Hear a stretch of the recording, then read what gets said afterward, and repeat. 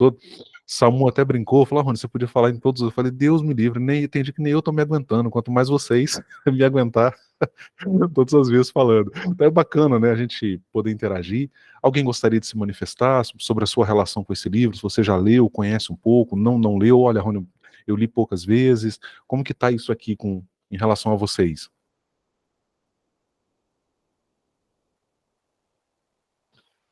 Um de cada vez, todo mundo assim, tumultua muito, gente. Vai devagar, calma. 10 por bem, né?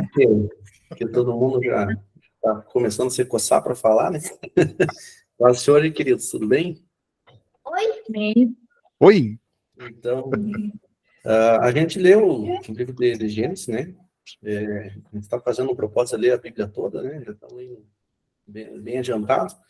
Mas é interessante, né, que sempre discuto aí com a minha esposa a respeito da criação, né? Então, ela é bióloga, então sempre complementa aí com os conhecimentos, né? Aí sempre se torna interessante, né? Aí tem o livro também do professor Adalto, né? Ele também fala, tem uma teoria bem interessante sobre Gênesis, né? Sobre a criação. Essa é a nossa experiência. Entendi, ótimo. Ótimo, mais alguém? A paz de Cristo a todos. A paz de Cristo a todos. Paz, meu irmão. A satisfação de estar com o professor Rony nos, né, mentoreando nesse momento da palavra, né? Mas eu vejo Gênesis assim como o professor pediu para nós falarmos, né? Que ele consta de toda a origem da humanidade, de todo o processo, o início, né, o princípio de toda a história da humanidade, né? E em Gênesis, né, todo o desenrolar de Gênesis, né, Deus revela, né, o plano de abençoar a nós, né? Mas para que esse plano de abençoar nós temos que nos redimir, né, através dos ensinamentos, né, através do conhecimento da palavra, para que nós possamos realmente ser ditos, né, como filhos de Deus, né, porque o Gênesis ele tem toda essa história, né, do princípio da criação, e que essa semente, né, que lá fala da semente que virá da mulher, será a nossa salvação, né? Então, o Gênesis revela todo o plano de Deus, né? De nós sermos os seus adoradores, né? Sermos tementes, obedientes, para que nós possamos ter realmente esse novo, essa nova ligação, esse novo contato, essa intimidade com o Deus, que é isso que Ele quer de nós, né? Para que nós possamos realmente ser dito como filhos e ter esse direito à salvação. Perfeito. Ó, reparem que vocês, nos comentários, vocês já estão fazendo alusão a algumas ideias-chave do livro de Gênesis, como, por exemplo, criação, né, a ideia, e essa é uma ideia central no livro de Gênesis, né? O livro de Gênesis, ele contém uma das chamadas cosmogonias do mundo antigo, que é justamente, uma cosmogonia é um relato, é um registro da criação de todas as coisas, né? Então vocês já fizeram alusão a isso. Perceba que interessante, né? A gente já consegue aqui estabelecer alguns pontos de contato, né, em relação ao conteúdo do livro de Gênesis e, por que não dizer, em relação à teologia também de Gênesis, né? Obrigado aos irmãos que participaram. Mais alguém gostaria de falar? Impressões sobre o livro de Gênesis. Ó, É considerado o primeiro tratado apologético do Oriente Médio. que legal. Nunca tinha considerado por essa perspectiva, não. É interessante. Professor Marcos, nosso amigo. Queridos, eu vou compartilhar com vocês. Obrigado, Marcos, aí pela colaboração. Ó, me digam aí quando aparecer para vocês. Vocês já visualizam aí? Sim. Aparece para vocês a tela aí. Perfeito. Aparece. Perfeito. Ó, a teologia, como uma grande área de conhecimento, ela pode ser classificada em sub-áreas, né? E nesse sentido, ela se assemelha, inclusive, a outras ciências. Eu estou usando a palavra ciência aqui para falar da teologia nos termos de Humberto Eco, por exemplo. É porque se discute, tá, irmãos? A teologia é uma ciência, não é? Então, se você ler aquele livro do Humberto Eco, Como se faz uma tese, ali ele coloca alguns critérios para definir uma ciência. Então, nesse sentido, a gente pode olhar para a teologia como uma ciência, né? Ela não é uma ciência em termos empíricos. O objeto de estudo da ciência, da teologia, não é um elemento material que você coloca no microscópio e vai analisar, né? Mas há outros quesitos, há outros critérios que definem uma ciência. E nesse sentido, por exemplo, Humberto Eco vai dizer lá que o seu objeto de estudo é verificável por outros estudiosos também da mesma área ou até de outras áreas. Então, nesse sentido, a gente pode olhar para a teologia e dizer que ela é uma ciência. Então, como uma ciência, ela tem as suas sub-áreas, né, as suas classificações. Eu quero mostrar isso aqui primeiro para vocês entenderem onde nós estamos. Aí o doutor Esdras Bento, que é inclusive um teólogo pentecostal, ele vai fazer uma comparação muito interessante quando ele fala dessa classificação da teologia. Ele compara a teologia a um edifício de 5 andares. Aí ele vai dizer que cada andar pode ser... O edifício todo é a teologia, cada andar é uma dessas sub-áreas de conhecimento de estudo. E cada sala em cada andar é como se fosse uma disciplina. Eu acho que ele fez uma metáfora assim, muito legal, né? Foi bem interessante a metáfora que ele faz. Aí ele vai a comparação, né, que ele faz, não sei se posso dizer que é metáfora, né? Aí ele vai falar do andar da teologia exegética, e nesse andar você tem disciplinas como a exegese, a hermenêutica. Depois nós temos o andar da teologia histórica, e aí você tem disciplinas como a história do cristianismo, história da teologia cristã. Depois nós temos o andar da teologia bíblica, e é nesse andar que nós estamos, e nesse andar você estuda a teologia bíblica do Antigo Testamento, a teologia bíblica do Novo Testamento, você estuda cada livro de maneira individual, que é inclusive o que nós estamos fazendo aqui, né? O Samuel falou, Rony, a gente vai começar a estudar, vamos trabalhar o livro de Gênesis, que é o primeiro livro da Bíblia. E nessa área, o que a teologia bíblica faz? Do que ela se ocupa? Justamente entender qual é a mensagem contida nos livros da Bíblia, mas sem o olhar do dogma projetado nesses livros. Não estou aqui estigmatizando ou abordando a questão do dogma de maneira negativa, não. Até porque eu escrevi um artigo sobre o valor da teologia sistemática. Mas a preocupação da teologia bíblica é analisar o que o autor do livro está realmente tentando comunicar, está tentando dizer, né, na mensagem do livro, sem necessariamente levar em conta o que a igreja fala a respeito daquele livro. Seria basicamente isso, né?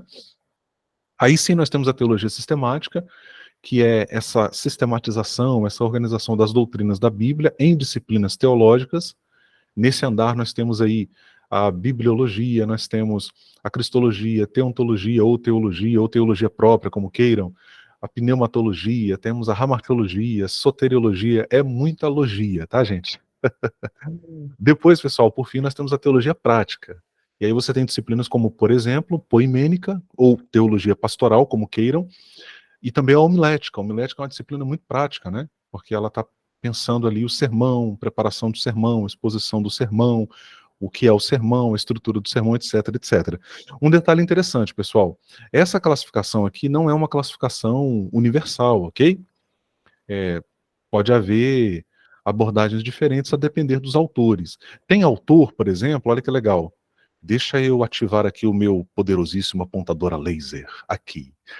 Então, você vem aqui, por exemplo, ó, a teologia bíblica, tem teólogos que eles juntam teologia bíblica com teologia exegética, eles veem a teologia bíblica como um ramo da teologia exegética.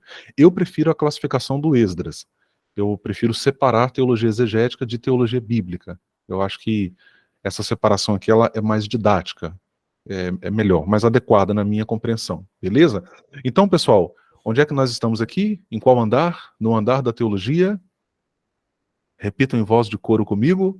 No andar da teologia bíblica. É aqui que nós estamos. Isso aí. Porque nós estamos estudando um livro da Bíblia. A teologia bíblica se ocupa basicamente disso. Estudar os livros da Bíblia Sagrada. Agora sim, eu vou abrir para vocês aqui a nossa tela... Aí.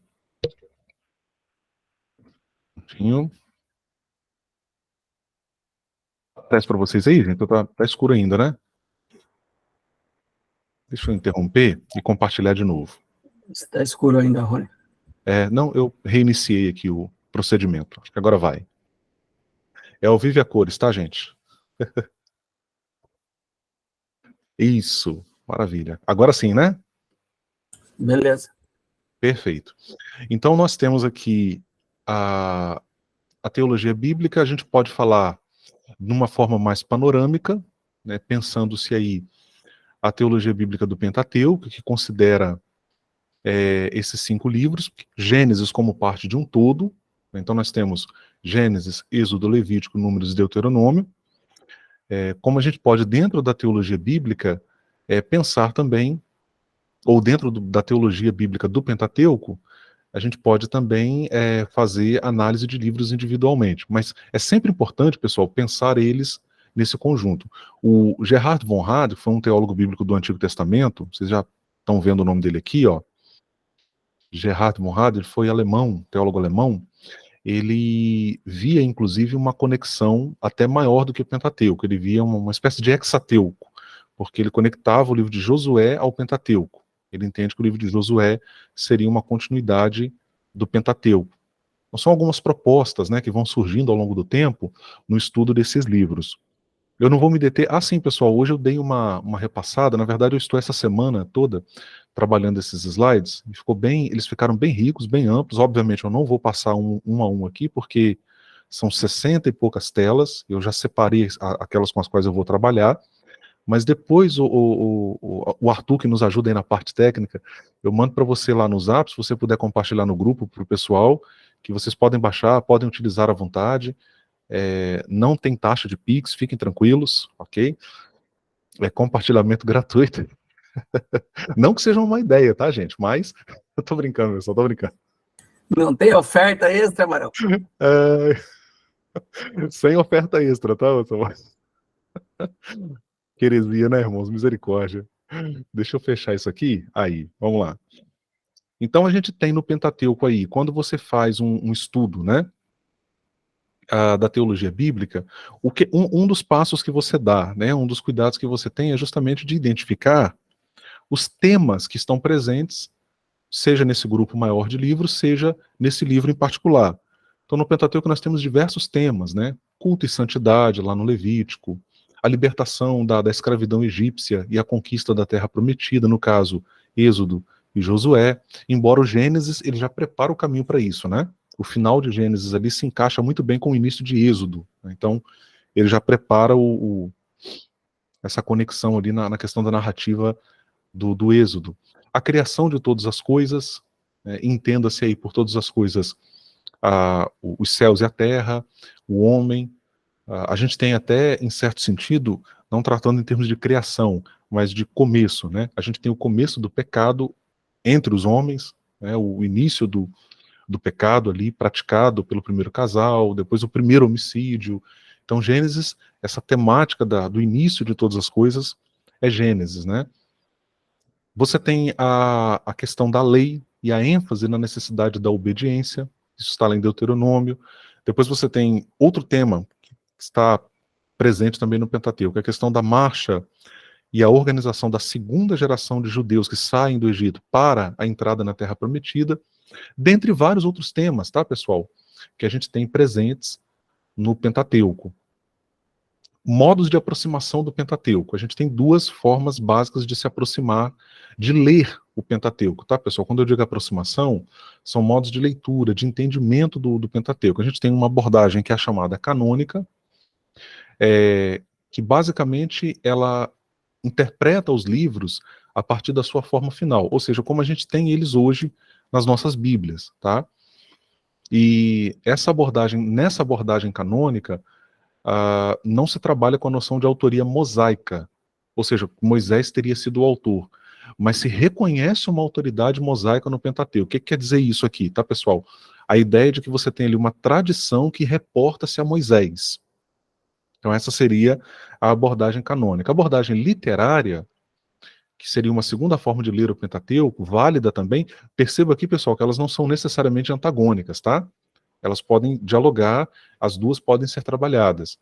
Esta abordagem propõe, a literária, ela propõe que os livros sejam interpretados a partir do texto como ele se apresenta, considerando seus aspectos literários.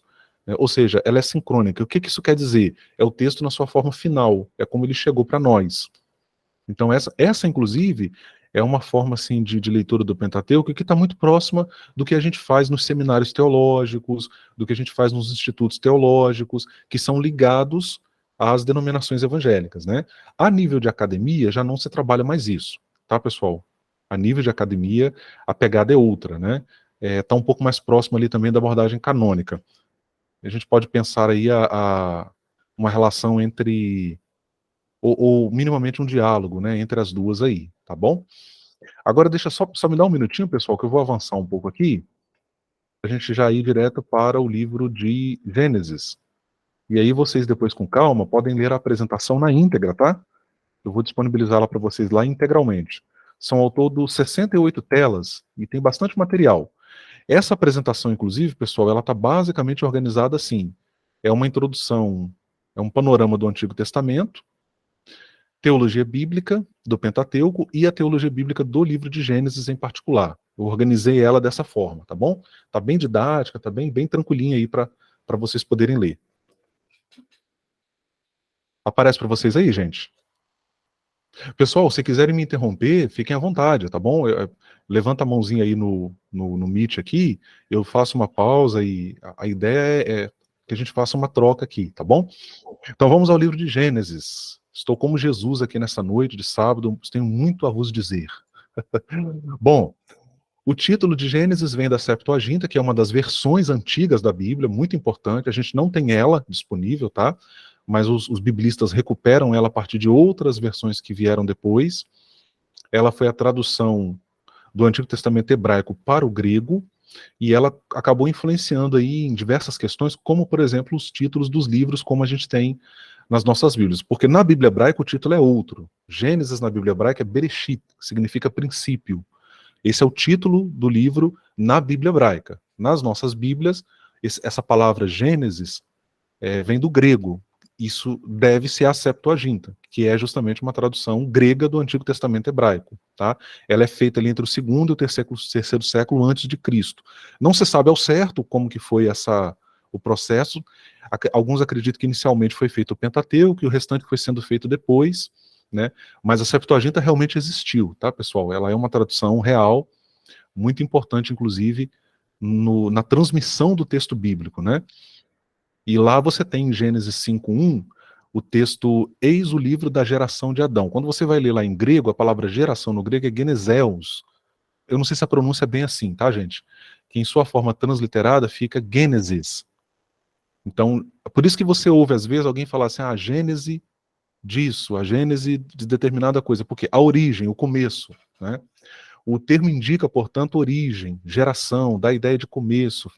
E de fato combina muito bem, o título foi muito acertado, porque todo o conteúdo do livro de Gênesis, na verdade, ele está registrando origens, começos. Tem a cosmogonia, como eu falei para vocês, que é um relato da origem do universo, de todas as coisas, a origem do homem, da violência entre os homens, das civilizações e mais especificamente do povo hebreu em seus ancestrais, os patriarcas, tá?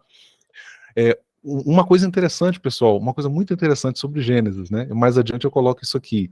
É curioso que Gênesis, ele ao relatar a origem de todas as coisas, ele não começa relatando a origem do povo hebreu, mas ele começa relatando a origem antes do povo hebreu. É só a partir do capítulo 12 que as origens do povo hebreu começam a ser colocadas em seus ancestrais, no caso Abraão, Isaac, Jacó e José, né?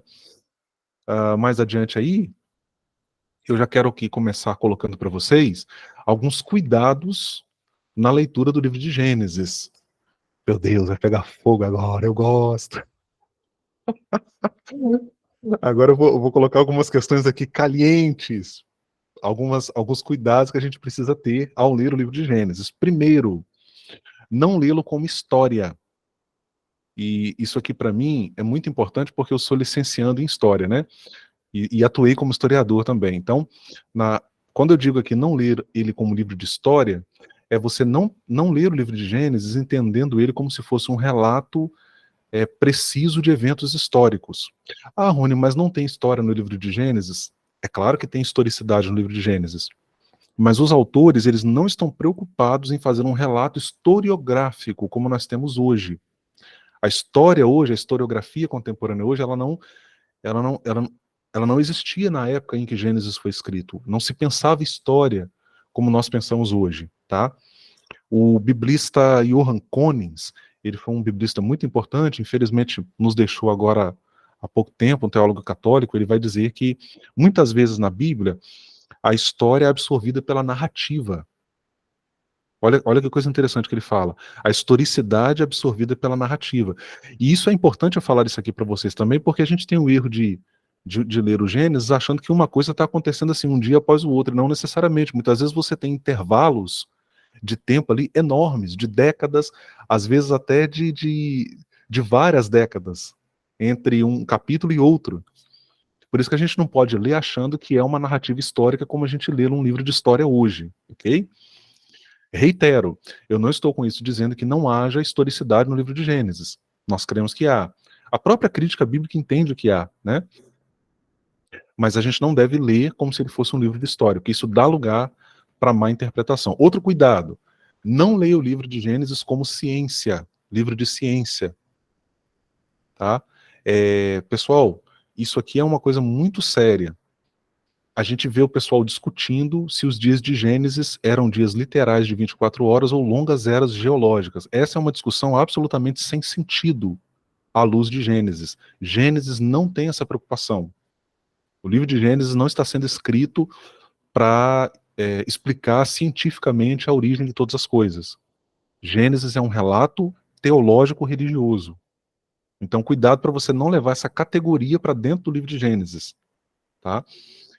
A galera do criacionismo no Brasil tem feito muito isso e é lamentável do ponto de vista hermenêutico. Então fica aí um alerta para você. Não leia o livro de Gênesis como se fosse um livro de ciências. Ciência é uma coisa, o que a ciência está falando é uma coisa. O relato de Gênesis é um relato teológico, religioso, que está procurando mostrar o quê?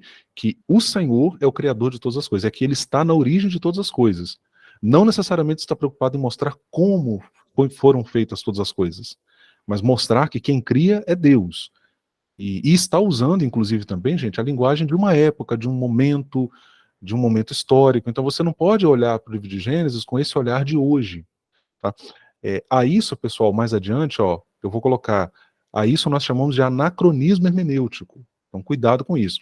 Ó, outro cuidado, não lê como livro de arqueologia.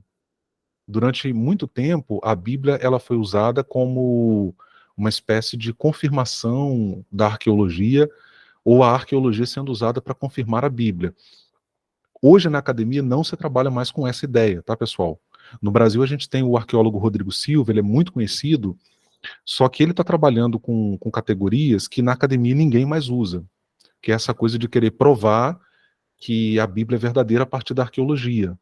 A Bíblia, ela continua sendo importante nessa discussão, mas há uma separação entre Bíblia enquanto livro religioso, teológico e arqueologia.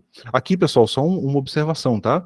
Não estou fazendo ataque pessoal ao Dr. Rodrigo Silva, não. Isso aqui é uma divergência da abordagem que ele faz, né?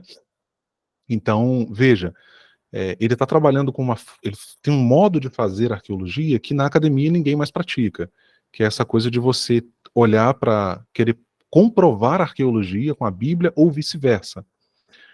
Por quê, pessoal? Mais uma vez, a Bíblia é um livro escrito dentro de momentos específicos, de circunstâncias específicas, não havia essa noção de arqueologia, não havia essa preocupação. Então você olhar para a Bíblia com esse olhar da arqueologia contemporânea hoje pode ser muito problemático e pode, inclusive, às vezes gerar determinados até conflitos, né? E conflitos de fé, inclusive, pessoal. Porque você fica... Acho que alguém levantou a mão, já vou dar a palavra, tá, pessoal?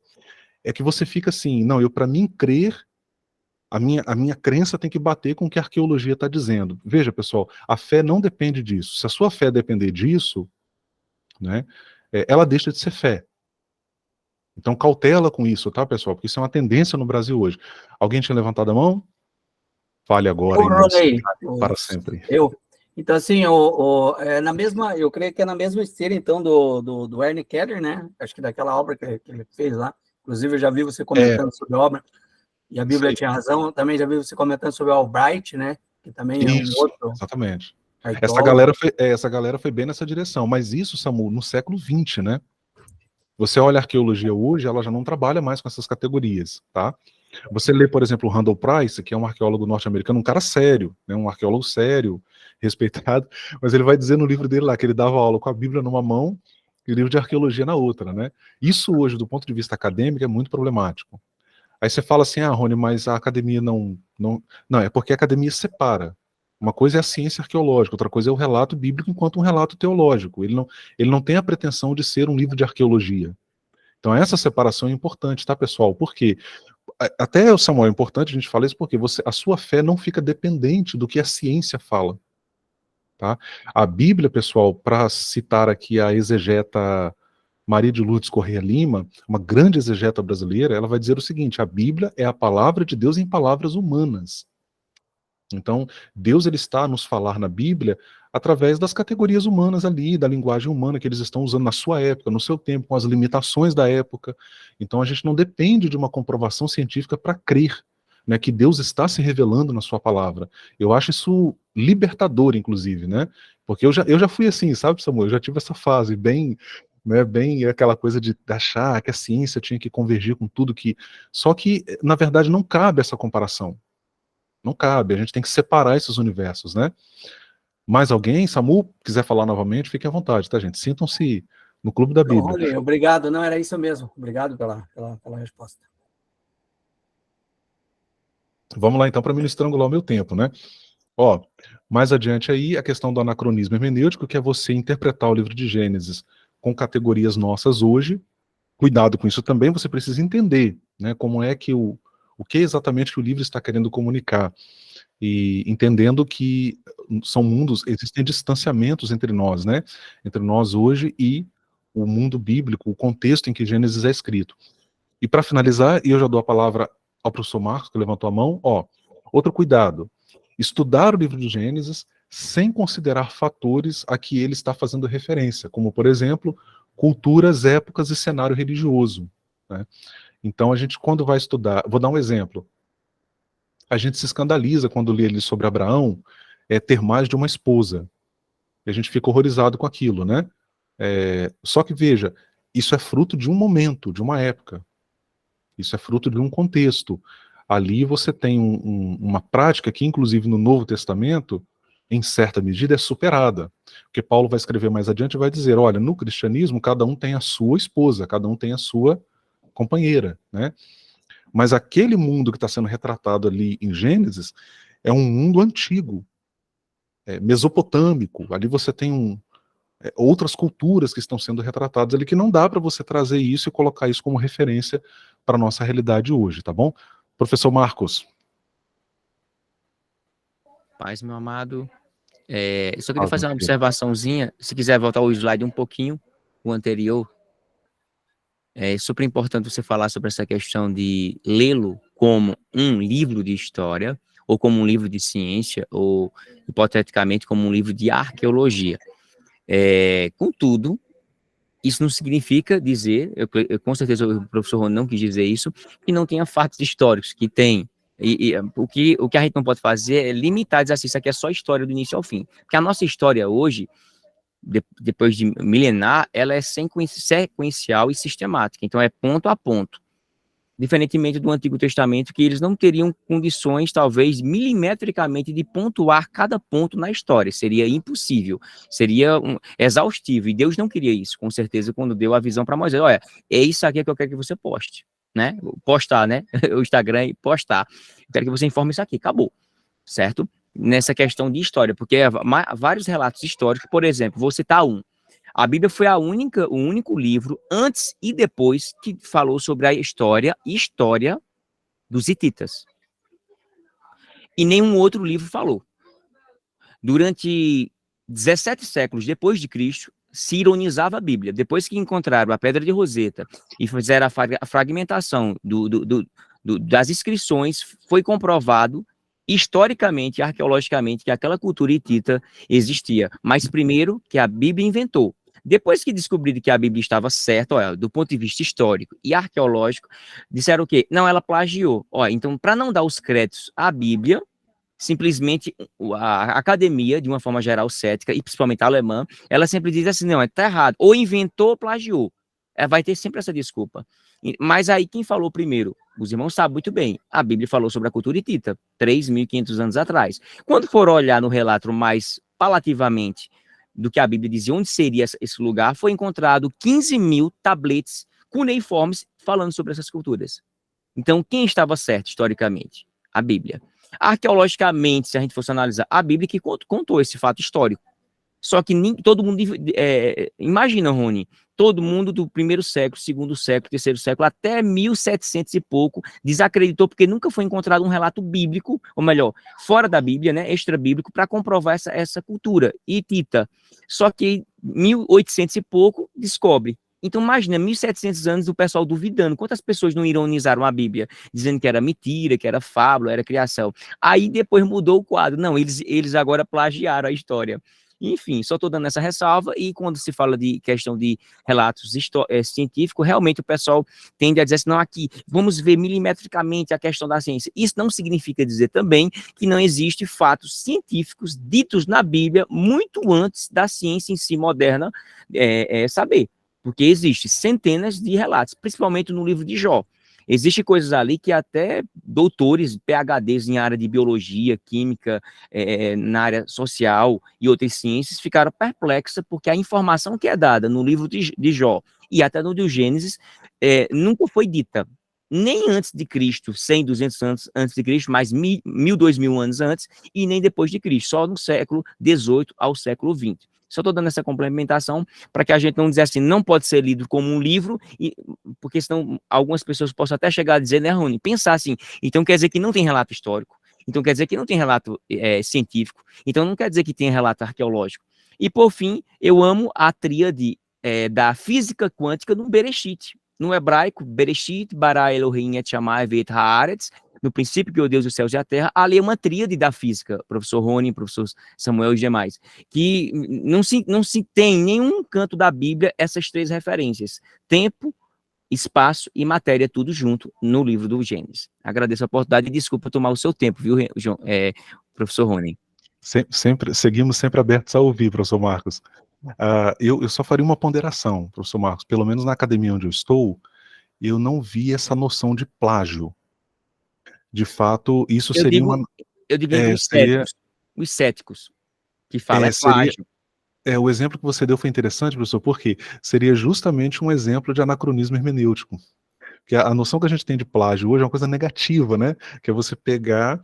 O que acontece ali em Gênesis não é isso. A literatura de Gênesis, ela é fruto de um tempo, de uma época, então há outras narrativas de origens, sobre origens, né, de todas as coisas, e é perfeitamente natural que uma literatura, como fruto de seu tempo, ela inclua elementos, né? Você tem isso não apenas em Gênesis, você tem isso no livro de sabedoria, você tem alusões a outras, a textos, inclusive, que são inseridos, né? Então, talvez, professor, você, sem querer, acabou dando um exemplo justamente dessa questão e na boca de estudiosos, né? Que é você levar isso para o texto de Gênesis, falar de plágio. Tem até um vídeo no YouTube, inclusive, se você digitar lá, epopeia de... Gilgamesh. Não é a de Gilgamesh, não, é a de Atrahasis. Atrahasis. Isso aí. Conheço. Você digita lá no YouTube, aí você vai ver o pessoal dizendo assim, é um plágio da epopeia de Atrahasis. Só que essa categoria de plágio acaba sendo uma coisa nossa, que a gente leva para o texto. Anacronismo. Né? É anacronismo. Então, eu sei. Por isso, muito cuidado, irmãos, ao olhar para a Bíblia com as nossas categorias de hoje. Não? Como é que a literatura operava, né? Como é que se produzia literatura no mundo antigo?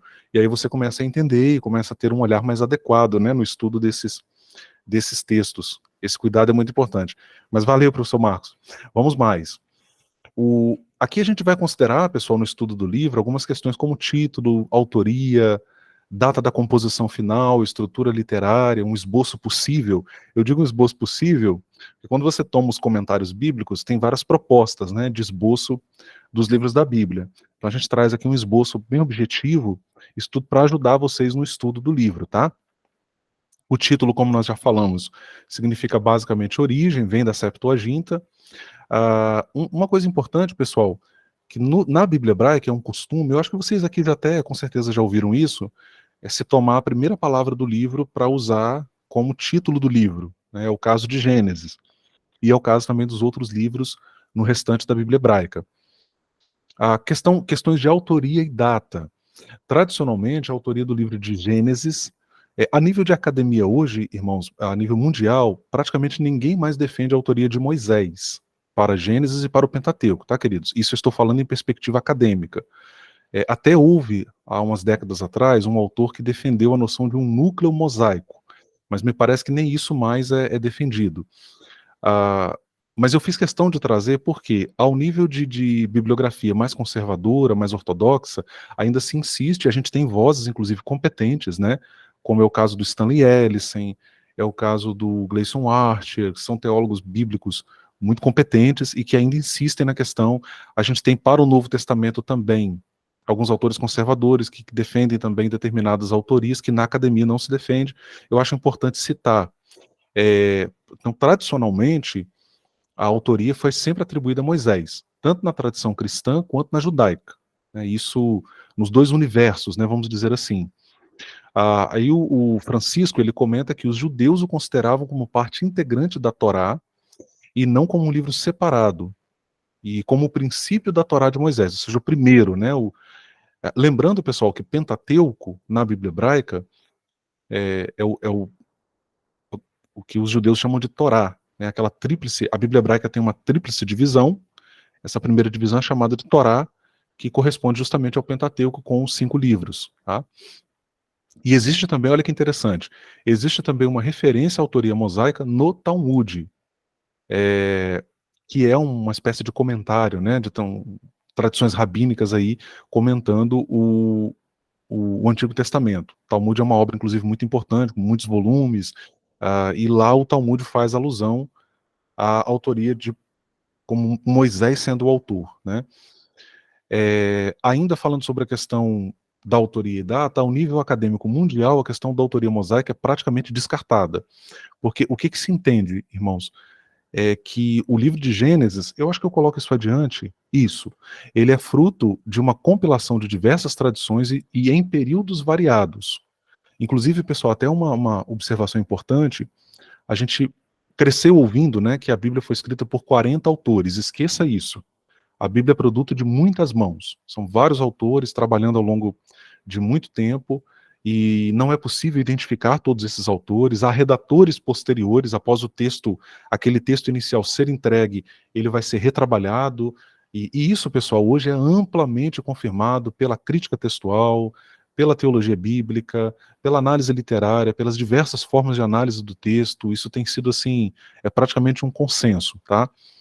Não se descarta totalmente a possibilidade de um personagem histórico, Moisés, que produziu, que entrega textos, mas na forma como esse texto se encontra hoje, como nós temos, e também não sabemos como ele chegou nessa forma, isso é outra coisa também que a crítica bíblica, ela não recupera 100%, tá, pessoal? É importante dizer isso, mas na forma como eles se encontram hoje, é amplamente aceito na academia mundial, a nível mundial, né? Tanto aqui, Estados Unidos, Europa, que o texto bíblico ele é produto de muitas mãos, tá? Na teologia na teologia protestante, pessoal, isso se coloca como um problema. Mas na teologia católica, desde o Concílio Vaticano, 1962 a 1965, isso já não é mais um problema.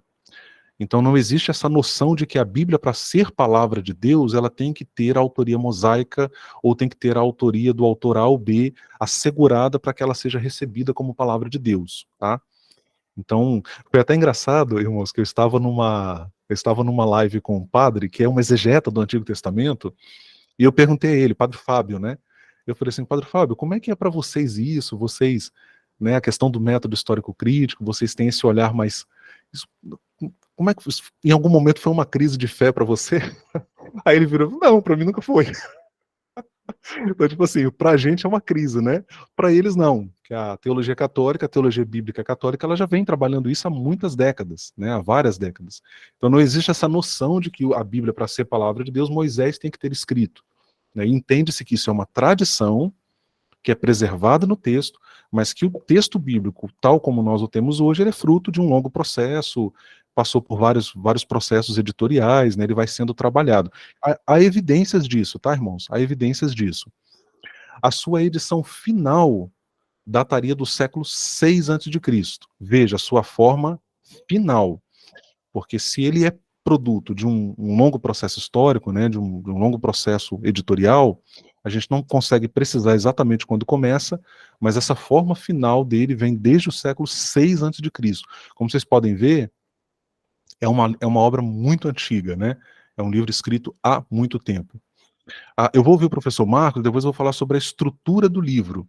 Essa estrutura básica que fica muito evidente até na própria leitura do livro, né? Quando você lê o Gênesis, você percebe que ele tem uma estrutura que fica muito clara ali, né? Professor Marcos. Amém. Sobre essa questão do que você falou sobre o mundo acadêmico, eu sei que o mundo acadêmico ele é bem extenso. Existem mais academias mais conservadoras e academias mais críticas. Até onde eu li, depois você pode até me corrigir, essa questão sobre a autoria mosaica dos 5 livros da lei, é claro que o próprio Moisés não iria relatar sua própria morte, né? Correto? E o levantamento sobre a questão da ideia de não ser a autoria judaica, ou de Moisés, ela só foi do século XVII, né? Isso Isso aí. Antes do século XVII, ninguém nunca especulou sobre a questão da autoria ser de Moisés. Contudo, entretanto, depois de ter lido o capítulo 17 de Êxodo, Gênesis, e eles perceberam uma linguagem que, como se alguém estivesse citando o outro, aí foi Wilhelm Hauser, né, se eu não estiver enganado, e outros, que especularam não ser Moisés, porque seria impossível ele também relatar sua própria morte. Mas aí eu não tenho nenhuma dificuldade em perceber que poderia ser o próprio Josué, né? Depois do Moisés, o sucessor em si. E ele conclui. E como fica aquela relação, assim, eu particularmente, eu tenho diversos livros aqui na área da crítica textual, que eles chegaram a essa conclusão depois de especular só por causa da forma diferenciada do capítulo 1, capítulo 2 de Gênesis, como se eu também não mudasse meu linguajar, minha língua, eu entendo perfeitamente, porém eu fico com dificuldade quando eu leio João 1:17, João 7:19, Atos 15:1, em que o próprio Jesus, o próprio Paulo, Lucas e João relatam que foi Moisés. E como é que fica essa questão, assim? Eu estou perguntando a você, no caso. Como é que você Claro. entende? Perfeito. Para mim, professor Marcos, isso já foi um conflito realmente, assim, porque você lê no Novo Testamento ali, e é uma alusão direta, né, realmente. Sim, Só bem simples, bem objetivo. bem objetiva, exata. Mas o que se explica, né, uma explicação possível para isso, é porque isso é uma tradição vigente, e de fato muito antiga, né? Você tem isso, a questão do cânon do Antigo Testamento, na época de Jesus, já havia um cânon, né, a acetação de um cânon. O próprio Jesus alude a esse cânon, né? Lá em Lucas 24, ele vai dizer, né, que isso é o que está escrito. Samaritano.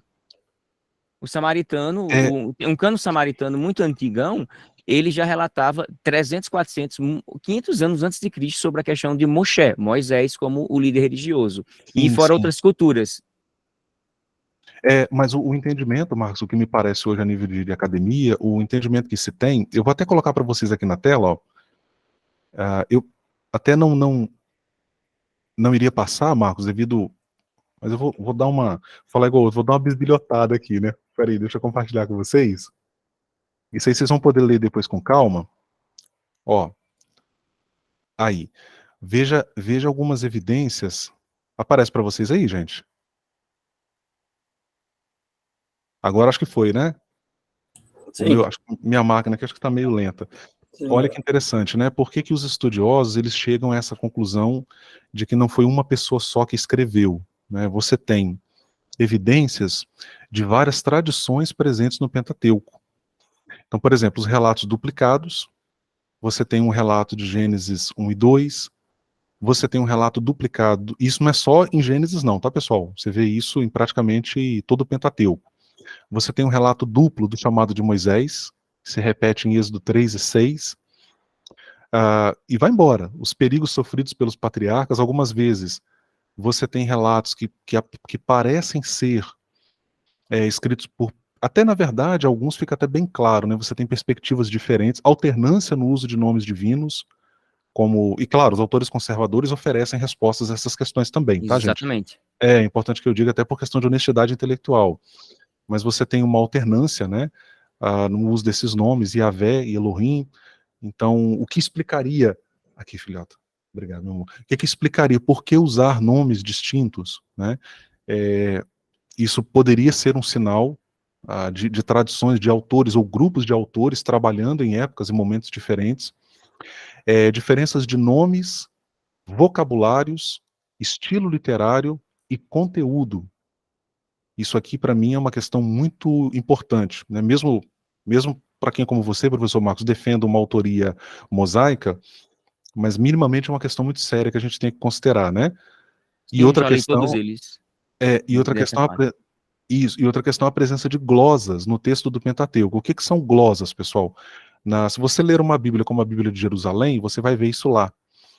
É uma nota... Hoje a gente tem a nota de rodapé, né, Samuel? O pessoal que... Obrigado, minha filha. Estou botando a filha para trabalhar aqui, pegando água para mim. Então, o que é a glosa, né? Hoje a gente tem a nota de rodapé. Nos tempos bíblicos, na literatura antiga, não tinha isso. Então, o que ele fazia? No texto se insere uma espécie de comentário, um mini comentário, uma espécie de... Acho que a palavra que seria mais próxima, me corrija se eu estiver errado, professor Marcos, acho que seria uma nota, né? Só que ela vai junto com o texto. Aí a galera hoje da crítica bíblica, né, o pessoal que é da área bíblica, eu não sou da área bíblica, tá, pessoal? É importante dizer isso. Meu doutorado é em teologia sistemática e pastoral. Mas eu faço disciplinas da área bíblica lá também. Inclusive, agora eu estou com 2 disciplinas na área de exegese, né? O pessoal fica até comigo lá, Samuel, na PUC-Rio, o pessoal fica, o que você está fazendo aqui, rapaz? Você é da...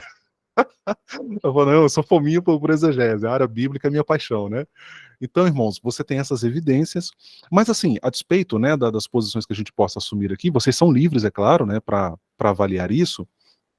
Eu quero terminar aqui essa contribuição, pessoal, usando até a fala que eu ouvi da doutora Maria de Lourdes lá na aula, né? Assim, eu quero poder contribuir para reforçar em vocês a fé na palavra de Deus. E isso para mim hoje, professor Marcos, já não é um problema mais. Por quê? Eu não dependo de uma autoria mosaica para receber o livro de Gênesis como palavra de Deus viva, eficaz, que me consola, que me conforta, que me edifica. Eu não acho que isso compromete o fato de reconhecer que a Bíblia é produto de muitas mãos e de um longo processo editorial. Do cuidado de Deus, né? Sim, não, de forma alguma. Esse aspecto inspiracional do texto bíblico. Eu hoje me sinto até mais confortável porque, de fato, existem algumas questões no texto bíblico que, se você for defender a autoria de um autor só, me parece realmente problemático. Vou dar um exemplo. Mas eu não... Desculpa eu lhe interromper. Eu não sou 100% de Moisés, né? Eu creio em 2 autores, né? Ele e o seu sucessor. E ali, sucessivamente, depois, Entendi. eles começaram a manter essa integridade histórica, Entendi. entendeu? É só Entendi. isso, assim, não Moisés só, porque eu seria muito tolo, uma vez que eu já... Não dá. É impossível, Isso aqui né? é até desonestidade intelectual, né? Você tem, lá em Samuel, pessoal, tem um exemplo interessante disso. Leiam os 2 relatos que a gente tem lá em Samuel, que falam do encontro entre Davi e Saul. Ali é um caso emblemático, não sei se vocês já prestaram atenção. Um relato, eles se encontram e tal, né, por ocasião lá do conflito com o gigante Golias. O Saul dá a capa dele, a armadura dele, a capa, na armadura, né, a roupa dele lá de guerra, né, pro Davi. Aí mais adiante, Davi é chamado à corte do rei Saul para tocar, e Saul age como se não conhecesse, como se não soubesse quem ele era. Então o pessoal da crítica bíblica, eles olham para aquilo ali, eles vão dizer o que? Não, você tem claramente ali 2 relatos que foram colocados no mesmo livro, são relatos diferentes, né, porque seria muito contraditório. Sim, então, aí, não cortando você, Rony, pois também, não, Samuel, pois não, fica à vontade, gente. a questão de 1 Samuel 17 ali, o próprio Gusso defende 2 fontes, né? Aí você vê nos capítulos anteriores, Saul manda chamar o filho de Jessé, especificadamente o filho de Jessé, e um moço que saiba tocar bem harpa, né, que que é Davi, né? E aí no capítulo 17, depois, aí ele sai, o próprio pai, né, Jessé, manda Davi até aos irmãos, e aí depois, no meio do capítulo 17, você vai ver que Saul colocou a cabeça lá, a armadura, a espada na própria tenda dele, mas ele tinha saído de casa, né? E aí quando Saul pergunta para Joabe, mas de quem esse moço é filho? Daí o Joabe ainda fala, juro pela tua vida, rei, que eu não sei. Imagina, então, o Gusto depende no livro dele, Introdução ao Pentateuco, ele vai falar que são duas fontes também, não, e vários outros textos, né, como você já tinha colocado. Mas a dificuldade, eu acho, o professor Marcos, não sei se você vai concordar comigo, os demais irmãos aqui na sala, eu acho que a dificuldade que a gente tem é porque a gente associa essa questão à noção de verdade e mentira. Então, porque fala que é Moisés, mas ali é uma tradição vigente de uma época. Então, você levar essa categoria de mentira para dentro do Novo Testamento acaba sendo impróprio. A gente volta naquele problema do anacronismo que nós mencionamos antes, né? Não se trata de ser mentira ou verdade, é uma tradição, é um modo de entender a questão, de olhar, de ver a questão, né? E a gente tem que ler de forma mais ampla, né? Assim, por exemplo, sim. Por exemplo, eu creio perfeitamente que Deus deu uma visão a Moisés. Pronto. E por que não pensar que essa visão dada a Moisés, ele registrou e posteriormente foi completado com seu sucessor, e para manter essa mesma tradição que está aí, outros pegaram e disse, olha, a gente vai dar continuidade aqui que a gente tá, porque não era como uma Xerox, não tinha, a prensa de Gutenberg não existia, depois de Cristo. Então, assim, creio perfeitamente nessa sequência, nessa linealidade. Agora, eu não defendo sempre dizer assim, Moisés copiou do primeiro, do Gênesis até o final, até a própria morte dele, Deus. Seria uma idiotice literária, entendeu? Muita barra, né, e eu confesso uma coisa para você aqui, já complementando, eu acredito, a minha visão, que nas próximas décadas, a crítica textual atual, a de 1700, 1800 em diante, ela vai corrigir muita coisa. Por quê? Foi encontrado, e eu disse isso a você ano passado, não sei se você se lembra, lá Deuteronômio capítulo 27 e 28, a bênçãos e maldições, foi encontrado um pergaminho de 1250 a.C., 1250 a.C. Os críticos, atualmente, eu tenho colegas meus nos Estados Unidos, e lá eles disseram o seguinte, os caras da crítica textual estão pirando. Por quê? Porque se encontrou um fragmento de 1250, já foi feito a catalogação, a datação dele, já é padrão, já não tem para onde ir, e professor Rony e demais, de 1250 a.C., falando sobre a bênção lá de Deuteronômio. Como é que isso é possível? Se foi finalizado no século VI, século VII, como a crítica atual, texto, a alta crítica, não é a baixa crítica, que é importante até você falar para os demais aí, o que é a alta e o que é a baixa crítica. Ou você vai para um ou vai para o outro. Eu pego um pouquinho de cada um. Eu não sou bitolado a uma única, né? Na academia não se trabalha essa distinção mais, professor Marcos. Não tem essa noção de alta, baixa, isso é muito pejorativo, né? Existe a noção de crítica bíblica. Você trabalha e possivelmente havendo divergências entre os estudiosos, né? Mas entendi o seu ponto. Com relação eu não sei, queridos, eu acho que eu já até estrangulei meu horário, né? Mas eu vou tentar, se vocês me derem mais 10 minutinhos aí, eu vou tentar concluir, e aí vocês depois explorem bem a apresentação lá, porque tem bastante coisa, a gente ficou muito rica mesmo assim, preparei com muito carinho para vocês. Com relação a essa estrutura de Gênesis, né? A gente tem uma estrutura básica que quando você lê o livro, fica evidente, assim, já na leitura do livro, é bem perceptível. Essa primeira seriam duas partes principais, há quem defenda 3, né? Mas aqui eu prefiro trabalhar com essa dupla divisão, que é a primeira que vai do capítulo 1 ao 11, que fala das origens da humanidade, das nações, do povo hebreu. Eu tentei colocar isso em uma forma de gráfico para vocês verem aí, né? E depois do capítulo 12 até o 50, que é a história dos patriarcas. Quem divide em 3 é porque separa José, coloca José como uma história à parte. E, de fato, o livro de Gênesis dedica boa parte à história de José, né? Então, você tem ali um espaço bem amplo ali dedicado a José. Esse seria um esboço, uma tentativa de esboço, claro, é um esboço bem panorâmico, né? Bem panorâmico. Se você você pode desdobrar isso aqui em várias subseções, tá? Então, primeiro, história das nações, depois história dos antepassados de Israel, seriam 2 partes principais, e na segunda parte, na história dos antepassados, você teria basicamente a história de Abraão, depois Isaac, Jacó e Esaú, e depois a família de Jacó, seguindo com José. O relato se concentra bem ali na vida do patriarca Jacó e depois José. Teologia do livro de Gênesis. O livro de Gênesis ele está inclinado a indicar a origem de todas as coisas e do ser humano em Deus. Particularmente, queridos, a minha leitura de Gênesis teológica é essa. Eu não consigo ler Gênesis e não perceber que ele está mostrando a origem de todas as coisas do ser humano em Deus. Ele mostra Deus como o criador de todas as coisas, a origem de todas as coisas, a origem do ser humano. Ele estava no princípio e por meio dele tudo veio a existir. Devemos lembrar que esse conceito vai permear toda a Escritura, sendo retomado diversas vezes em outros livros, tanto do Antigo como do Novo. Aquilo que eu falei no início, pessoal, do nosso culto aqui, que é uma teologia de base, né? A questão de que Israel, a Bíblia não começa lançando um olhar sobre a história de Israel, mas olha para o mundo antes de Israel. Perceba que Éber, que seria o antepassado de Israel, ele é mencionado apenas lá no capítulo 10, ou seja, uma série de narrativas já se deram, né, já aconteceram. Isso aqui é muito interessante. Aí só a partir do capítulo 10, 11 ali que você começa a ter a narrativa se concentrando em Israel. Um ponto importante, né? Já no Gênesis você tem essa noção de Israel como um povo escolhido por Deus, né? Como um povo separado por Deus, para proclamar às demais nações o amor de Yahvé, né? É claro, pessoal, que essa teologia ela vai sendo eu não diria expandida, perdão, eu não diria superada, mas ela vai sendo expandida. Por quê?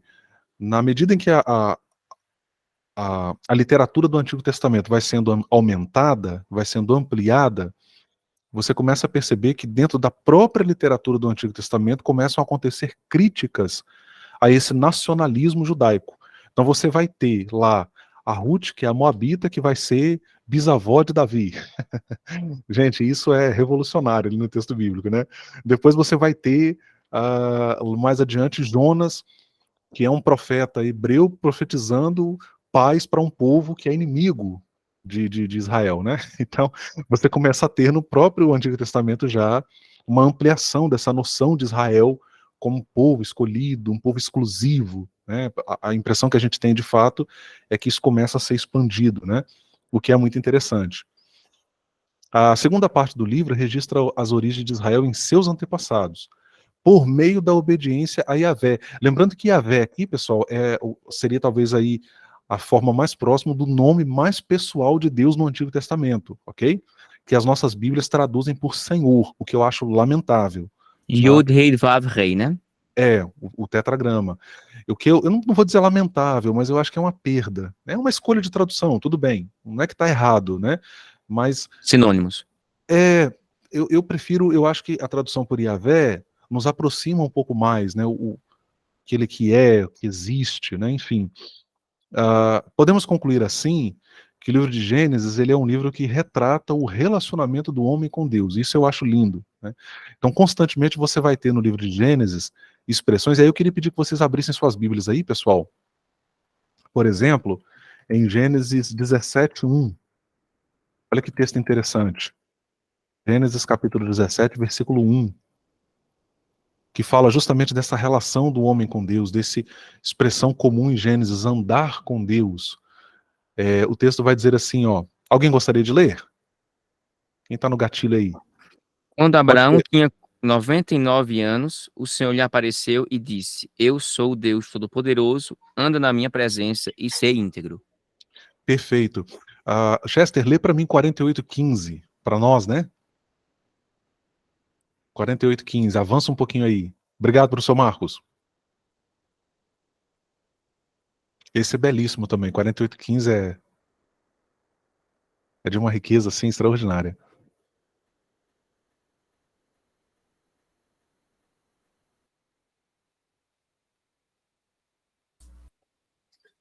Estava pegando aqui na manivela. E abençoou a José, dizendo que o Deus a quem serviram meus pais, Abraão e Isaque, o Deus que tem sido o meu pastor em toda a minha vida até o dia de hoje. Tá vendo? É relação do homem com Deus, ou de Deus com o homem, né? Nesse ir e vir É fantástico, né? São textos belíssimos, você tem isso com muita frequência no livro de Gênesis, né? Retratando ali o cuidado de Deus, do Senhor, ou de Yahvé, como queiram, com os seus patriarcas, né? Com seus servos, enfim. Ó, ênfases teológicas do livro de Gênesis. Yahvé é retratado como criador de todas as coisas. O andar com Deus e o obedecê-lo. Deus exige a obediência de Abraão, de Jacó. Jacó vai fazer ali uma aliança com Yahvé. A teologia da aliança, né, que é um tema que é amplamente estudado pelo pessoal da crítica bíblica. A palavra hebraica é berit, né, a noção e a aliança entre Yahvé. Ora, essa aliança pode ser entre Yahvé e um indivíduo, entre Yahvé e um povo, né? Então você tem isso em toda a extensão do Antigo Testamento. Isso já começa ali em Gênesis, só que em Gênesis a teologia da aliança aparece entre Yahvé e um indivíduo, no caso que é Abraão, né? E prometendo a ele, e veja que essa promessa é dupla, tá, pessoal? Yahvé promete a ele terra e promete uma descendência, né? Vai prometer para ele, olha, você terá uma descendência e a sua descendência ocupará essa terra, né? Que é a questão justamente da dupla promessa. Mais adiante, a noção, a teologia de criação e recomeço, o dilúvio entendido como renovação, recomeço, renovação da bênção. Nós lemos, atenção pessoal, essa para vocês perderem o sono agora, tá? Ninguém, por favor, tome Rivotril sem procurar primeiro um médico.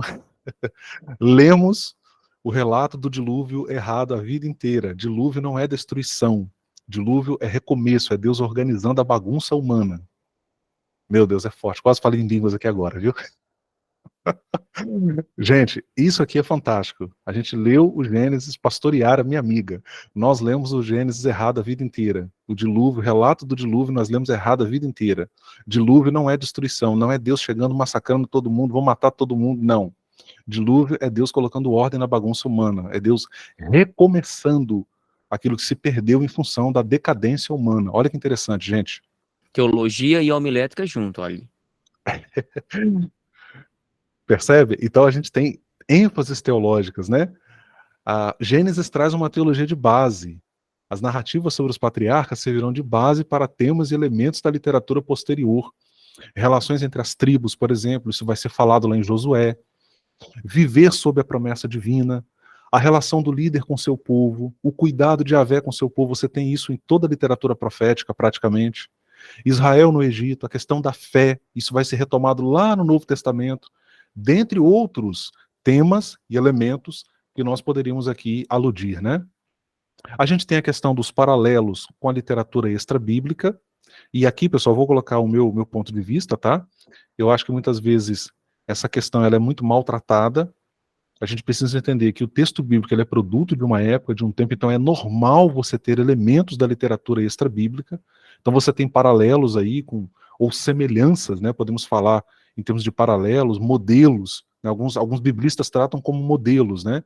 Como já foi citado, até o professor Marcos mencionou, o épico de Gilgamesh, o Enuma Elish, que são cosmogonias, tá, pessoal? São relatos antigos, do mundo antigo, a respeito da criação, da origem do ser humano, da vida. Ficou na memória de todas as tribos, né, esses relatos. Isso vai sendo retransmitido até chegar na sua forma escrita, né, professor? Então, é bem legal a história de Atraazes, que tem um enredo que se parece com o enredo de Gênesis 2-9, e por aí vai, né? Esses são alguns exemplos.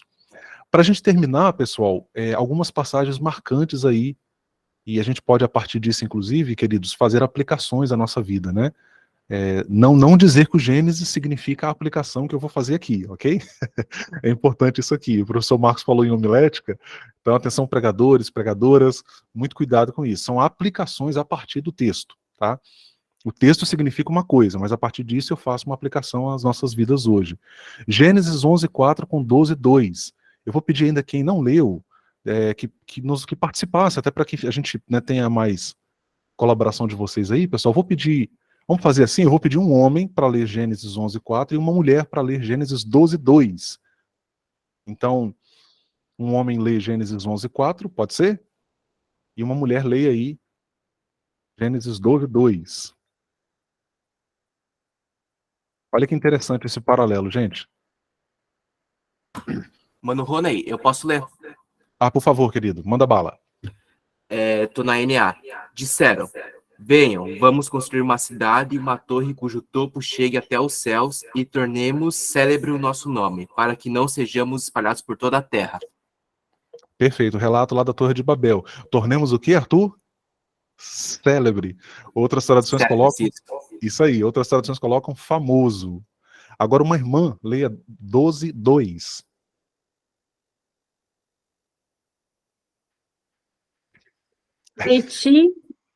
De ti farei uma grande nação, e te abençoarei e te engrandecerei o nome.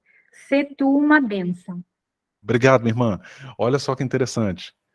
No capítulo 11, você tem os homens querendo assegurar o seu nome. Deus, ele entra lá e faz o quê? Frustra os seus planos, bagunça tudo, né? Com a confusão das línguas. No capítulo 12, você tem um homem que não está pedindo isso, que não busca isso, que não quer isso. E, no entanto, o Senhor Yahvé olha para ele e diz assim, eu engrandecerei o teu nome. Percebe? Isso aqui é muito interessante, você ter isso. Isso não está aqui por acaso, pessoal. Aqui você tem perspectivas diferentes colocadas, mostrando que, na verdade, o Senhor, muitas vezes, ele escolhe para abençoar, para fazer prosperar, para fazer crescer. Isso faz lembrar, inclusive, outros textos do Antigo Testamento, como, por exemplo, 1 Samuel, capítulo 2, a oração de Ana. Professor Marcos, me ajuda aí, você que é fera de Bíblia. Samuel, me ajuda aí. 1 Samuel 2, a oração de Ana, né? Ela vai dizer, o Senhor é quem mata e quem dá vida, faz descer a sepultura e faz tornar a subir dela. Então a ideia de que é Yahvé que abençoa. E se a bênção de Yahvé do Senhor não estiver, né? 1 Samuel 2, né? 1 Samuel 2, obrigado, querido, isso aí. E isso é muito interessante quando a gente pensa isso em relação à nossa vida, né, queridos? Porque muitas vezes nós tiramos Deus da equação, né? A gente tira Deus... Pois não, Samuel? E aproveitando o ensejo, né, também não quero te atrapalhar, a questão de Abigail, né, 1 Samuel 25, que geralmente a gente está enjoado aí, o professor Marcos e os demais, o bispo e os demais, né? Não, o Senhor vai lutar as tuas guerras, né? Daí você vai ver Abigail, né? Fala que Davi luta as lutas do Senhor, né? A gente vê isso também em Josué 5, né? Quando o próprio Josué chega lá e vê quem és tu? Daí, você é deles ou é contra nós? Aí o príncipe, né? Vai falar o seguinte, não sou nenhuma coisa nem outra, então fica na tua, meu irmão, tira a sandália dos teus pés com o lugar que você está santo. Muitas vezes nós queremos usar Deus, né? Mas, na verdade, tudo é de Deus, como você mesmo relatou aí nesses dois textos. Você tem uma ação ali do Senhor que vai na contramão da arrogância humana, né? Aqui fica em xeque também a arrogância, a petulância humana, né? A vaidade humana. E o Senhor, ele vai lá e desmantela isso. E um homem que não podia ter filho, na tradição bíblica, ele é escolhido pelo Senhor. Farei o teu nome. E, de fato, o nome dele se tornou famoso, né? Se tornou grande entre os homens, né? Olha esse caso aqui interessante também. Algumas passagens marcantes, né? Eu coloquei antes aqui um paralelo, um nome famoso. Agora, veja, algumas passagens marcantes. Depois dessas coisas, e a gente tem no Gênesis textos assim, que vão, de algum modo, falando ao nosso coração, quando nosso coração se mostra sensível para isso, né? Depois dessas coisas, o Senhor falou a Abrão, ainda Abrão, né? Não Abraão. A Abrão numa visão, não tenha medo, Abrão. Eu sou o seu escudo, grande será a sua recompensa. Veja que texto belíssimo, né? E o antigo comentarista da Bíblia, F.B. Meyer, né? Não sei se ele tinha formação a nível de doutorado, mas independente disso, ele foi um grande comentarista devocional da Bíblia. Ele chama a nossa atenção nesse texto para essa expressão aqui, ó. Depois dessas coisas. Essa expressão. Aí você obrigatoriamente se sente constrangido a olhar para o capítulo anterior ou capítulos anteriores, né? Que coisas anteriores, né? E aí você vai ter no capítulo 14 o relato ali do Abrão indo resgatar Ló, da separação dele de Ló, da perda do pai, e uma série de coisas que foram acontecendo na vida de Abrão difíceis, né? E depois dessas coisas difíceis, o Senhor aparece a ele e reforça a promessa, né? E quando a gente pensa isso, né, queridos, em termos devocionais, da nossa relação com Deus, é muito interessante, porque tem fases na vida da gente que parece que Deus se oculta, né?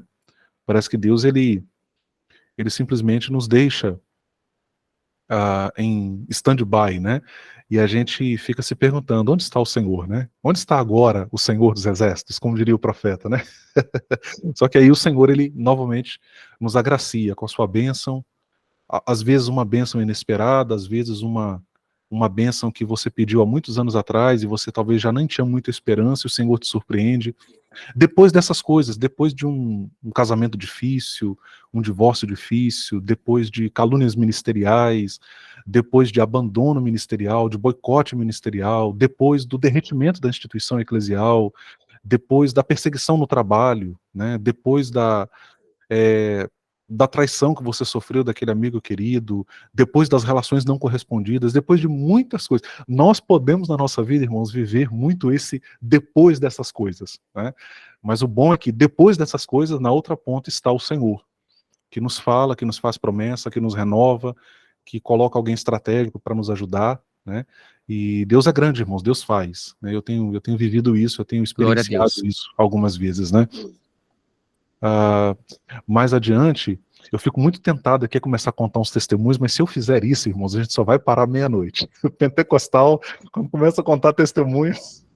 Continua aí, nós fazemos daí um próximo link daí. Ai, ai. Pode ficar sem vergonha. Não, gente, eu não quero cansá-los, não. Esse texto de Gênesis, para mim, é emblemático.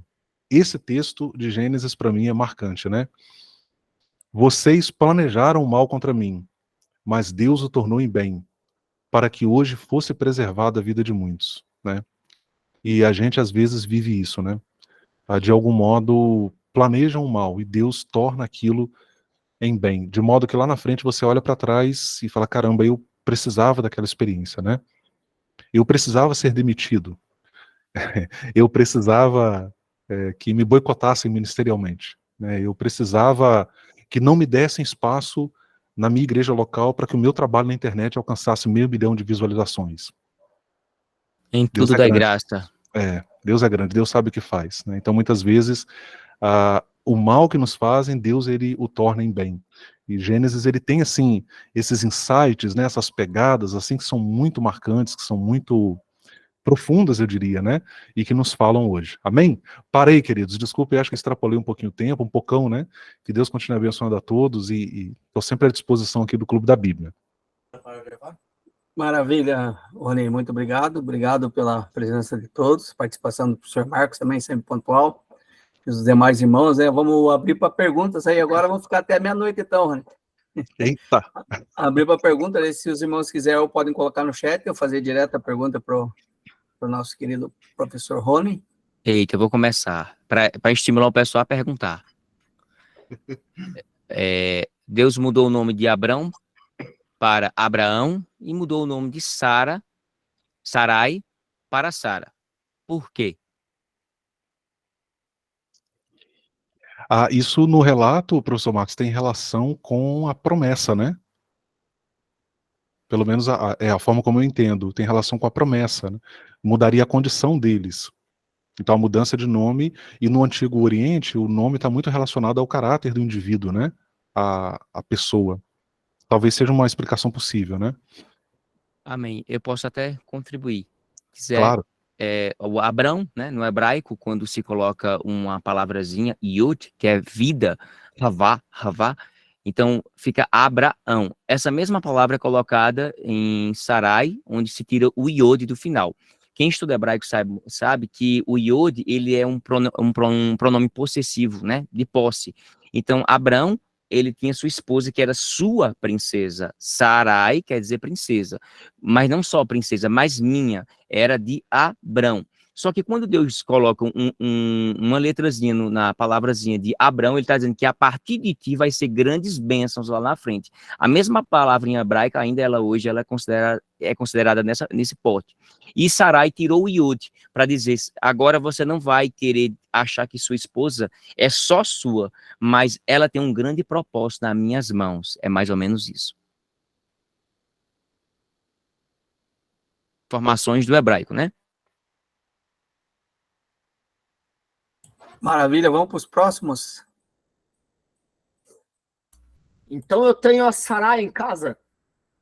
Sarai quer dizer minha princesa. Minha princesa. Ah, ó, tá alegre. Ó. Se Todo abriu, iode né? no final representa minha, no hebraico. Tá romântico hoje, hein? Rapaz. É, como eu dizia, né? Tá plantando de dia para colher à noite, né? De uns amigos nossos. Ai, ai. Faz sentido, né? Que brincadeira, Magda. O Ai, Magda é a nossa queridaça. Tem não necessariamente uma pergunta, mas o fato é que é muito interessante, o professor colocou muito bem ali, né, nas passagens marcantes, né, quando se fala da Torre de Babel, né?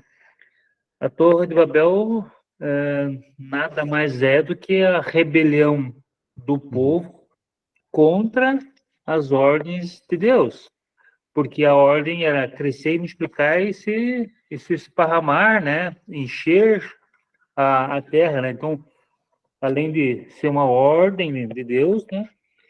Então essa rebelião, né, de construir para chegar mais perto de Deus, não era isso que Deus queria, né? E aquela parte onde que o professor fala sobre Abraão, ele nessa simplicidade, nessa obediência, né, a Deus, né, porque ele seria o pai de muitas, né, mostra o contrário, né, mostra a obediência. Então o quão importante nós sermos obedientes à palavra, né, aquilo que Deus quer de nós, né, como ou professor ou como servo, ou como, né, estudar a palavra, para que nós possamos nos transformar cada vez mais em seres, né, mais crescidos, né, na palavra, para que possamos realmente entender aquele propósito que Deus quer sobre as nossas vidas.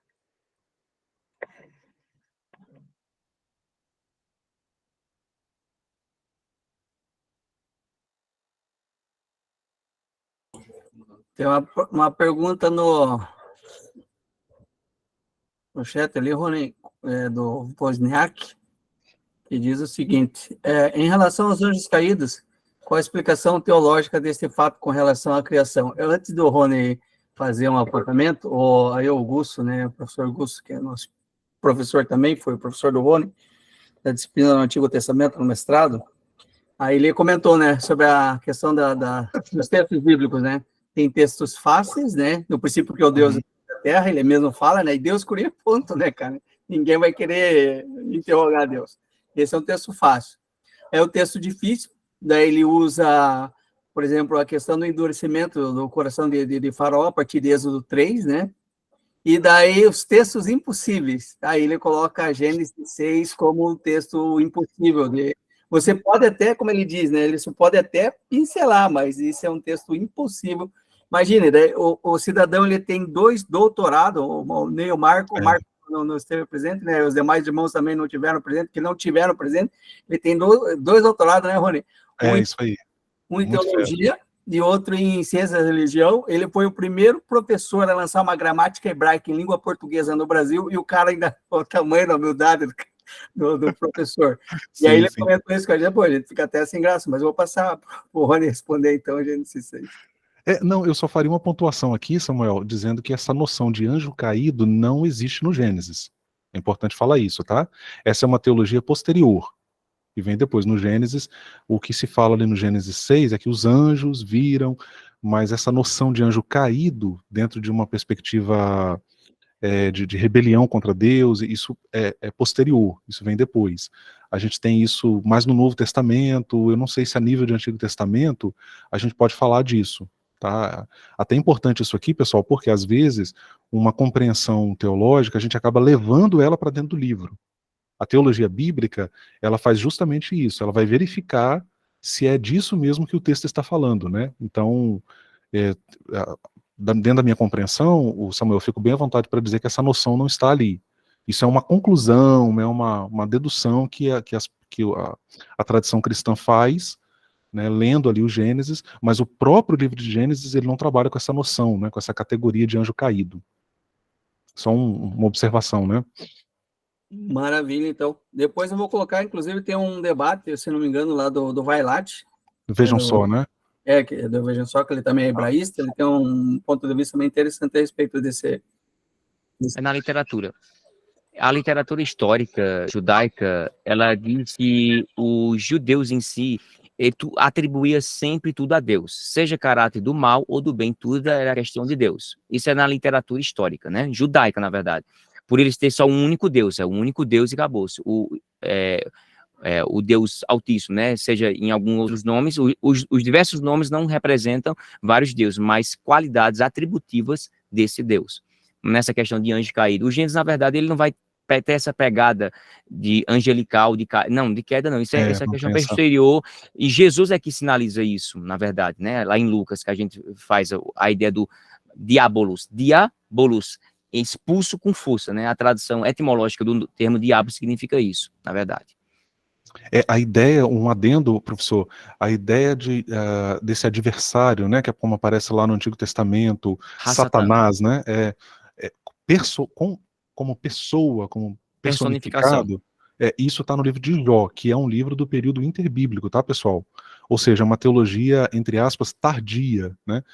Veja, pessoal, não estou com isso dizendo que não tenha havido essa questão, tá? Estou dizendo que a teologia ela é tardia, ela é desenvolvida tardiamente. Aí no Novo Testamento o assunto já está em andamento, né? Já está acontecendo, então é posterior realmente. E essa pergunta de Samuel... até um exemplo interessante, só um minutinho, professor, rapidinho, só uma observação. Mais uma vez, pessoal, a gente volta naquela questão do anacronismo hermenêutico, né? Então você falar de anjo caído em Gênesis é um tipo de anacronismo, porque o livro mesmo não fala disso, né? Essa ideia não está lá no Gênesis. Professor Marcos. Desculpa interromper, né? Estamos contribuindo de certa forma. O que o professor Samuel falou sobre a questão do Gênesis 6, você quer dizer porque Deus se entristeceu, Porque ali no hebraico, as traduções, ela coloca como entristeceu, mas na verdade é como se Deus tivesse ficado triste, na verdade, se entristeceu, não que ele se arrependeu. O arrependimento ali no hebraico, na verdade, significa se entristeceu, ele pesou muito no seu coração. Os textos melhores no hebraico falam sobre isso. É evidentemente que existe uma polissemia gigante em algumas terminologias que fala, e Deus se arrependeu. Como é que esse Deus se arrepende? Então, se ele se arrepende, significa que ele não conseguiu prever essas coisas. Aí gerou essas diversas gamas de interpretações, porém, eu tenho aqui o texto hebraico, tanto a Stuttgartensia como a outra do professor Francisco, né? Que é bem interlinear e ela explica bem passivamente. E outros lexos evidenciam mesmo o termo. A pessoa tem que ser curioso, né? Deixa eu ver aqui se isso é uma interpretação. Aí depois eu entendi que a palavra usada lá, ela pode ter até 6 significados. E uma delas é se arrepender. Mas o arrependimento humano não é igual ao arrependimento divino. Na verdade, o redator, Mosher, que colocou aquela expressão em hebraico, ele quis aproximar os sentimentos de Deus a um sentimento humano. Como é que eu me sentiria? Eu estou arrependido. Esse sentimento humano, ele é uma forma, uma tentativa antropomórfica, um antropomorfismo, que a gente até dialogou uma vez, não foi, professor Rony, sobre essas expressões, atribuição, antropopatia de sentimentos a Deus similares a humanos. Isso era comum há 1000, 2000 anos antes de Cristo, quando se queria expressar sentimentos dos deuses. É mais ou menos isso. A pessoa, quando é curiosa em hebraico, em grego, a pessoa se mete em cada coisa, hein? Maravilha, obrigado, professor Marcos. Tem mais alguma pergunta aí, irmãos? Antes do pessoal se preparar para fazer a pergunta, o Jefferson agradeceu aí aos ilustres. A próxima aula será ministrada pela nossa professora, o Rony conhece muito bem, a Marivete, esposa do Clayton. Ela vai falar sobre... Ela é professora de diversas instituições, né? Professora, inclusive, do programa de mestrado. Ela também é doutoranda em teologia, e ela é professora de hebraico também. Ela vai falar sobre Êxodo no dia 13 de maio, se Deus quiser. Então, anotem na agenda de vocês, dia 13, que é o segundo sábado do mês, tá? E aí, como diz, né, Rony, a gente ainda consegue arrumar um espaço na agenda. Ela, não, deixa eu dar uma olhada, né? Aí ficou uma semana para me responder, imagine. é muito ocupado. Eu convidei, inclusive, para participar hoje. Falou, não, Samuel, eu até gostaria, até comentei com o Rony hoje de manhã, até gostaria, mas tô só arrumando as malas, que a gente vai dar um pulinho em Israel. Igual a gente, né, Bispo? Vamos dar um pulinho em Itarópolis ali, né? E lá no Polaco, né, e aí, não, vamos só dar uma... E daí o Rony também conhece bem eles, né? Eles vão direto, inclusive, como eu falei para vocês, tanto ela, né, quanto o esposo, o Clayton, eles são muito amigos do Saião, e nada custa que a gente chame o Saião para participar aqui. O Clayton, o ano que vem, ele vai fazer, ele acompanha a viagem, né, aquele site, toda aquela, é a própria família do Saião que faz. A Marivete me confessou essa semana, conversando com ela, né, pelo WhatsApp, e ela me confirmou. E aí o Clayton, ano que vem, ele vai sozinho. Então, também, de repente, quem sabe, podemos trazer a besteirinha do Luiz Saião aí, né? E daí, irmãos, mais alguma pergunta aí? O Rony vai ficar disponível até meia-noite para nós. Povo animado, hein?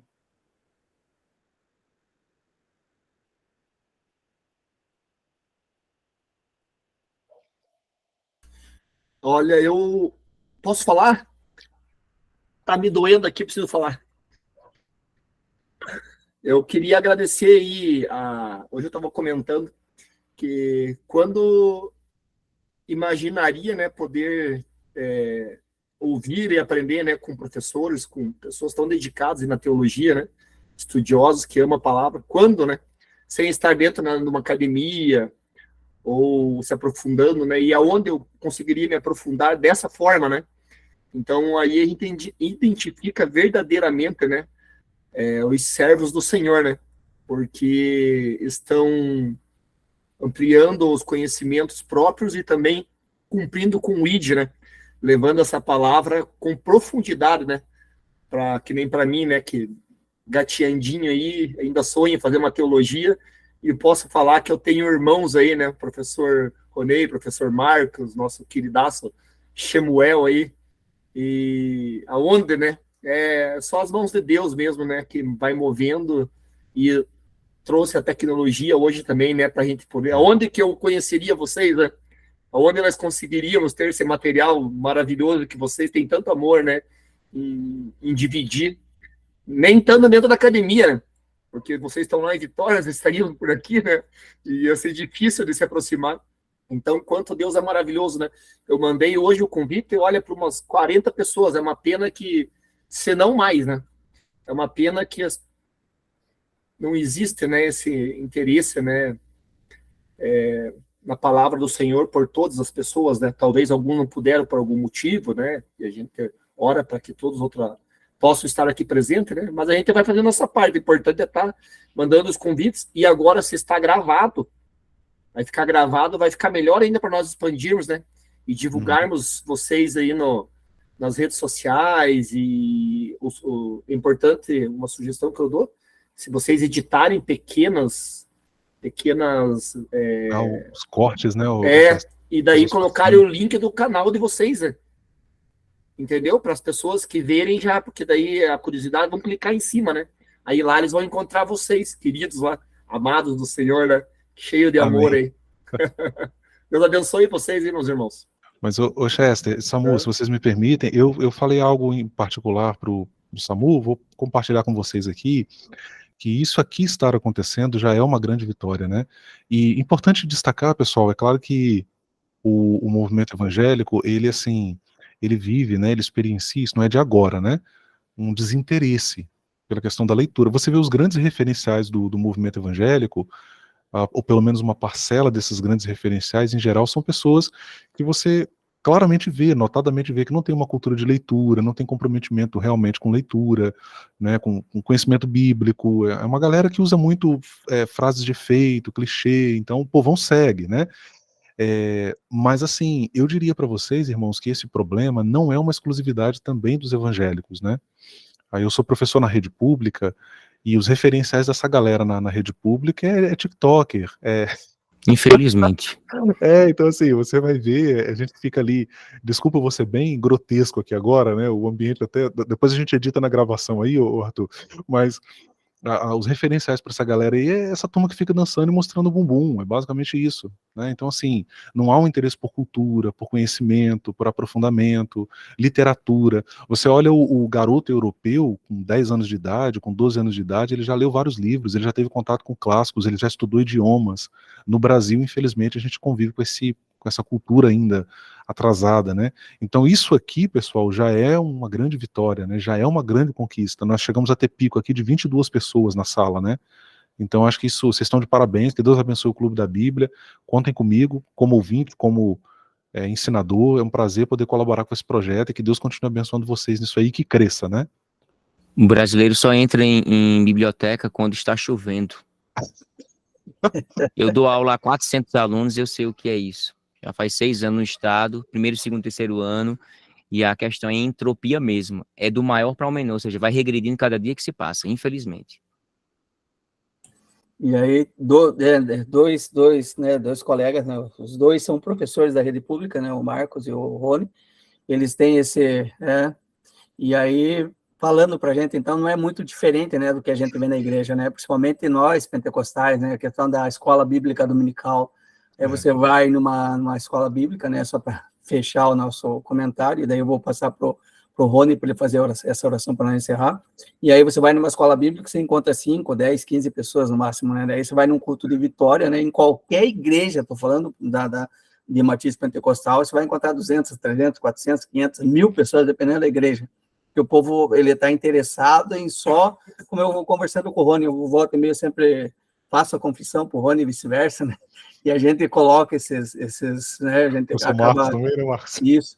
Acabamos falando sobre isso, né? E infelizmente é isso que o povo quer, né? O povo não quer estar mais próximo de Deus, né? Da palavra, né? Ter contato com Ele pela palavra. Eles querem mais que Deus supra as necessidades deles, né? Então a gente tem que fazer a nossa parte, como diz o Mano Chester, né? E vamos continuar orando para que Deus abra os olhos dessas pessoas também, né? Para que Deus alcance eles também, para que eles venham encontrar o verdadeiro tesouro, né, que é a palavra viva que nos conduz à vida eterna, e aí por meio da palavra, né, esse contato mais com ele, mais íntimo com ele, orando, jejuando, consagrando, e tentando expandir o reino, né, na questão de aumentar o número de pessoas, né, porque a gente vai ver lá em Êxodo 19, 1 ao 6, que ele vai falar isso já para Moisés, lá, que toda a terra é minha, né, ele só vai dar essa parcela lá para eles. E aí, nesse sentido, a gente está sendo útil para o reino. Então, quero agradecer a todos que ficaram até esse momento, a Historiar, Rogério, né, o Marcelo, a Vera Regina, a tia Arthur, a Fernanda, o Wozniak, a família Altman, a família Fernandes, o Fux, né, e os demais, o Égino, que também estava presente, o professor Marcos, com seus comentários, e o nosso queridaço Rony Kozer, né, que sempre está à disposição da gente aí. E aí, irmãos, eu vou fazer o seguinte, o Arthur está gravando ali, e aí a gente vai passar para o Rony, né? Aí o Rony vai fazer os cortes, ou não sei se vai falar com o Marcos também, que também o Marcos também tem a mãe para fazer os cortes, né? A nossa gravação está direto. Eu sou o quebra-galho, né? O Marcos é o expert. A nossa gravação está direto na plataforma, não sei se vocês notaram que não teve que mudar o link, né? Já desde o mês passado a gente está assinando a plataforma. E aí a gente pode ficar aqui, o nosso tempo limite da plataforma é 24 horas, se quiserem fazer uma vigília, a gente faz também, tá bom?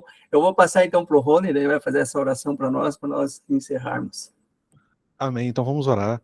Senhor, nós te adoramos, te louvamos por esse momento de instrução bíblica, de podermos aqui juntos compartilharmos conhecimento, por termos recebido informações a respeito da teologia bíblica, do Antigo Testamento, e mais em particular do livro de Gênesis, perspectivas diferentes que foram colocadas.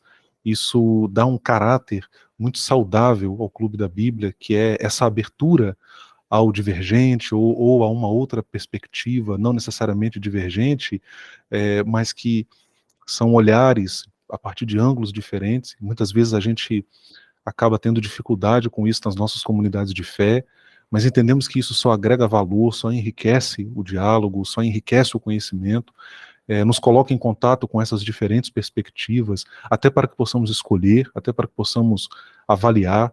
Eu te agradeço, Senhor, te agradeço por esse espaço, por esse projeto, que o Senhor possa dar crescimento, que outras pessoas possam chegar, e sobretudo, que esse conhecimento nós possamos, com a ajuda do Espírito Santo, aplicar a nossa própria vida, na realidade concreta do dia a dia, que isso não se reduza à abstração teológica, teológico-filosófica, mas como pressupõe a própria teologia, a própria filosofia, que isso tem implicações práticas na nossa vida, no nosso dia a dia, nas nossas relações, nas nossas escolhas, na nossa conduta, para que nós possamos ser, nós mesmos, a mudança que queremos ver acontecer no mundo. Ajuda-nos, oramos e te agradecemos em nome de Jesus. Amém.